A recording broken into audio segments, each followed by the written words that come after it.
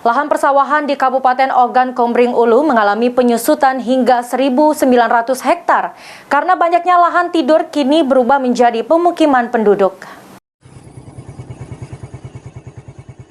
Lahan persawahan di Kabupaten Oku mengalami penyusutan cukup signifikan dalam beberapa tahun belakang ini.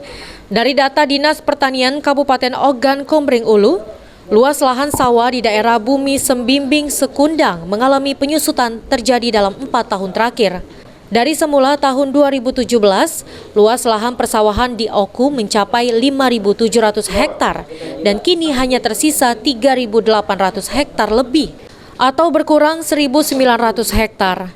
Penyusutan ini sendiri diketahui setelah adanya peralihan pendataan yang sebelumnya dilakukan oleh BPS beralih ke BPN. Selain itu, penyusutan terjadi karena banyaknya lahan tidur yang kini berubah menjadi permukiman penduduk. Atas kondisi tersebut, pemerintah kabupaten akan melakukan pendataan terhadap lahan sawah di Oku agar dapat diambil langkah pencegahan semakin berkurangnya lahan persawahan.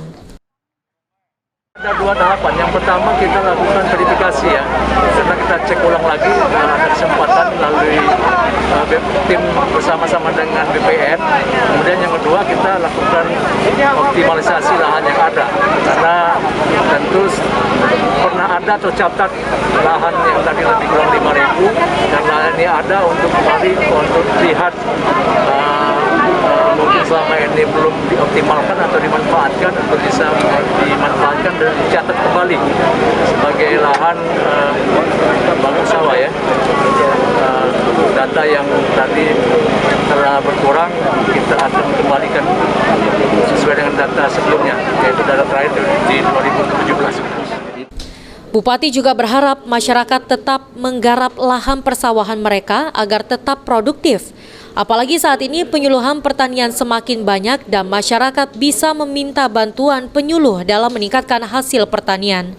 Ari Pranika, PAL TV.